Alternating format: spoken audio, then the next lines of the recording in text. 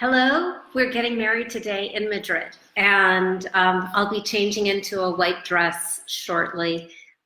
Maybe put a sweater or a shirt over it so that when we have lunch, I'm not looking like a bride.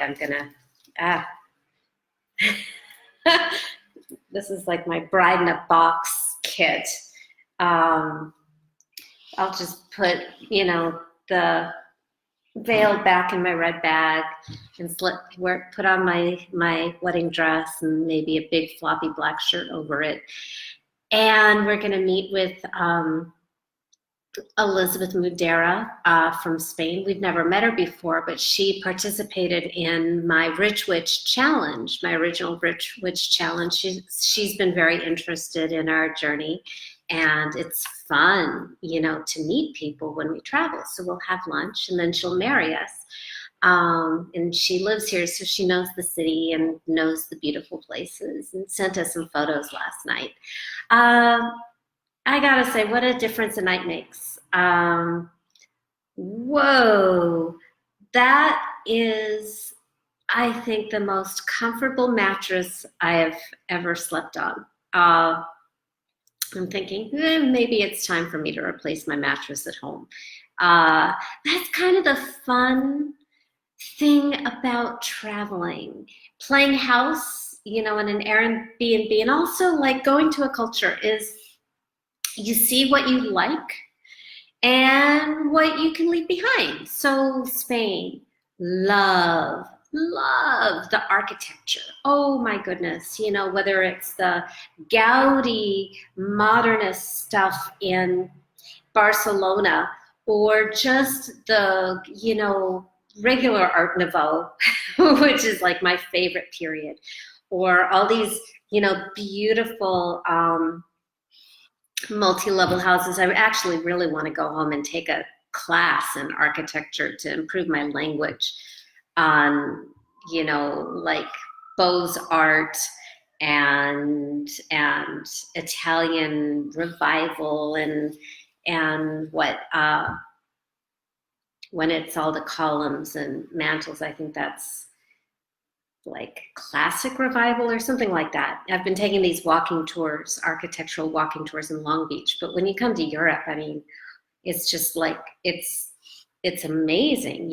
In Arles, we stayed in the most stylish, beautifully appointed loft that was built 2,000 years ago and updated, but they kept all this really ancient stuff. Like the sink in the bathroom was really old. I could totally see it going back 1,000 years or so, but somebody on a motorcycle, but the shower was like really new.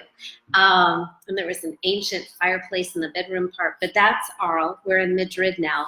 So what I love about Spain, I love the architecture. And I love the culture where, we walk the street in a major city and there's like world-class violin music, or last night we heard somebody break out into opera in the street and it was incredible. Or, the flamenco dancing or the tango dancing in the street. It's just, we're not in Long Beach anymore. And I love Long Beach, but this is so rich. And then I love the food. So that's the stuff I love about Spain. What do I not? And the trains. I mean, especially in a major city, I'm just so jealous of Paris and Barcelona and Madrid, where there's like, oh, we missed our train. There's another one in 2 minutes.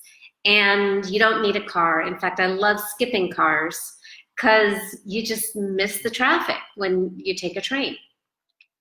What I don't love the graffiti. I actually don't see a lot of it in Madrid, but I saw a lot of it in the other cities in Spain. So like, okay, I can leave that, but I can go to the stuff that I love about the food and the lifestyle in Spain and in France. The way people enjoy food and dance and, and this place that I'm staying in now is so empty. Like there's no art.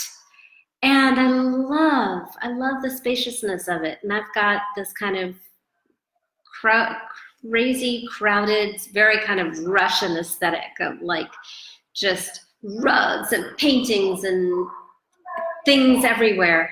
And I've been having this desire to like get rid of stuff for a couple of years, to just empty, but not the stuff that is really meaningful to me, which is the family art. You know, that's like, that's how I kind of stay connected to my grandma. It's her spirit is in her art. And some of the things that my dad loved, you know, his love is in that. So I keep that close. But, oh, we went to Cordoba a couple days ago. And one of the things Cordoba is famous for, besides its ginormous mosque that has a cathedral inside the mosque, and both of them are active at the same time, and the synagogue, one of the most important synagogues in the world, which was closed on the tour that we took to see the synagogue.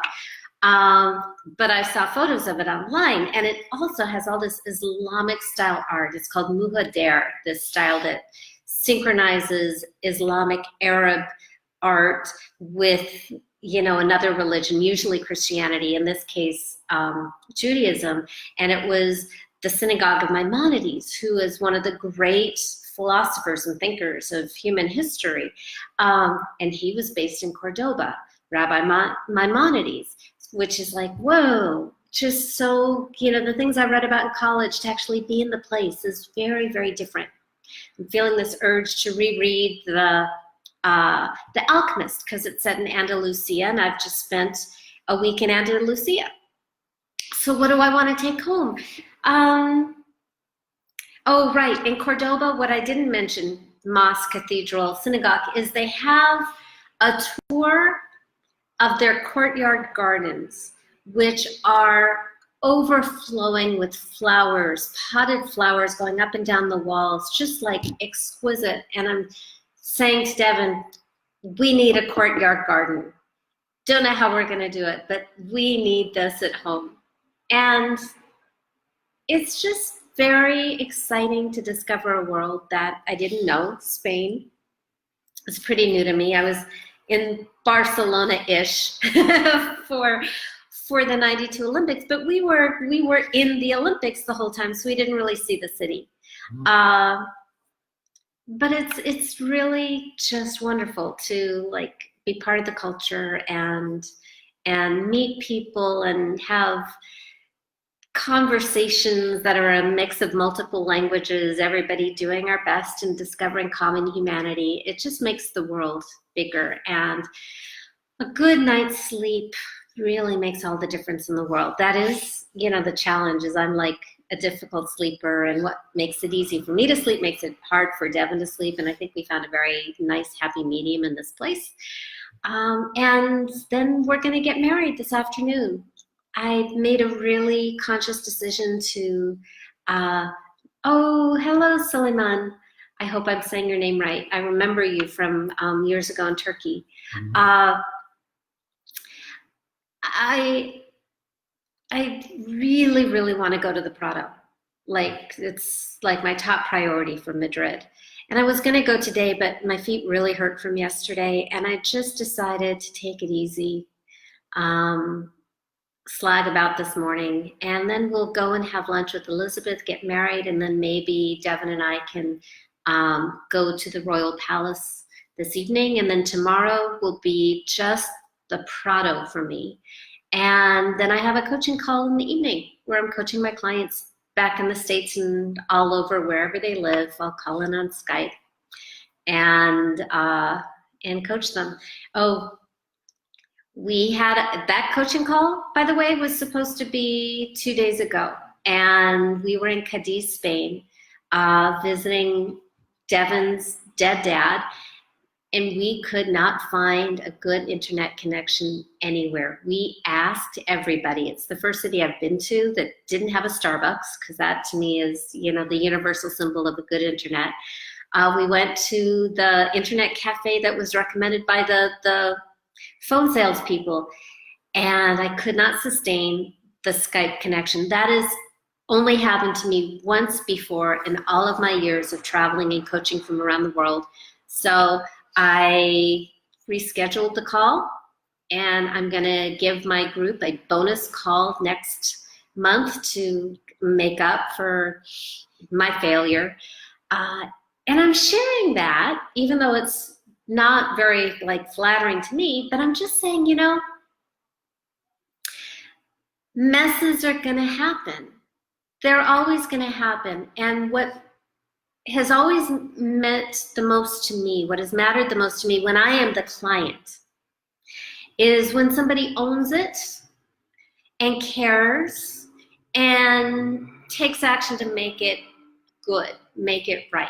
You know, that I think, you know, life is imperfection. And the most important thing is, how do you respond when something goes wrong? When you mess up, how do you clean it up? I think says everything about you.